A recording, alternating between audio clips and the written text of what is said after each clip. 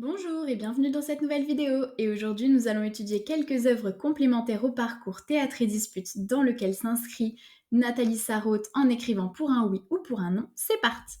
On va tout d'abord commencer par la pièce de théâtre de Yasmina Reza intitulée Art. Il s'agit d'une pièce très contemporaine et comique qui met en scène trois amis, Yvan, Marc et Serge. Serge vient d'acquérir un tableau blanc possédant de fins liserés blancs au prix de 200 000 francs, ce qui déclenche les moqueries de son ami Marc. Serge est donc vexé et les deux hommes se disputent. Ils tentent alors, chacun de leur côté, d'utiliser leur ami Yvan et de tenter de le faire trancher en leur faveur. Mais Yvan, préoccupé par son mariage, ne tranche pas et se fâche contre ses amis. Après une longue confrontation, les trois hommes dessinent sur le tableau en signe de réconciliation. Puis quelque temps après, une fois le mariage d'Yvan passé, Marc et Serge effacent leur dessin. Cette pièce nous interroge sur la valeur à attribuer à l'art contemporain. Est-ce vraiment de l'art? L'artiste et l'œuvre sont-ils vraiment morts? Mais elle nous pousse aussi à nous interroger sur les relations humaines à travers l'amitié de ces trois hommes ainsi que leurs disputes.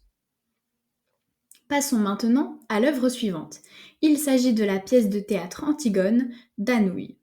Antigone est révoltée que son oncle Créon ordonne qu'Étéocle soit enterré avec tous les honneurs, contrairement à son frère Polynice. Elle désobéit donc aux ordres du roi afin d'effectuer les rituels mortuaires.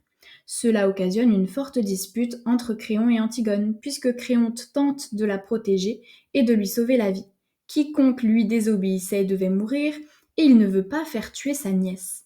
Mais Antigone a fait son choix. Elle veut assumer les conséquences et ses actes, et ne pas être lâche. C'est pourquoi Créon est donc obligé de la condamner à mort, en ordonnant qu'elle soit enterrée vivante.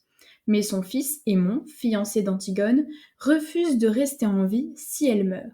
Antigone se pend au fil de sa ceinture dans sa tombe, et Aimon s'ouvre le ventre avec son épée, montrant bien à son père qu'il le méprise. Eurydice, apprenant la mort de son fils, se tranche la gorge. Enfin, la dernière pièce que nous allons étudier pour ce parcours est celle de Jean-Luc Lagarce, intitulée Juste la fin du monde. Cette pièce de théâtre est caractérisée par la dispute. En effet, Louis retourne dans sa famille après 12 ans d'absence. Tout le monde lui reproche d'être parti. De plus, son frère Antoine est particulièrement colérique et violent avec lui. Il le critique ouvertement. Il s'exprime vulgairement. Il semble jaloux de son frère et se sent mal aimé, mal considéré par le reste de la famille.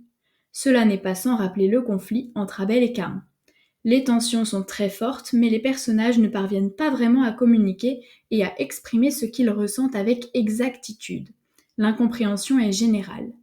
Louis, rentré pour annoncer à sa famille sa mort prochaine, ne parvient même pas à leur dire et part frustré et déçu. Son départ est nécessaire afin d'apaiser les tensions qu'il a déclenchées en revenant, puisque son retour dans la famille a mis en exergue les crises de chaque membre, mais aussi la mésentente générale.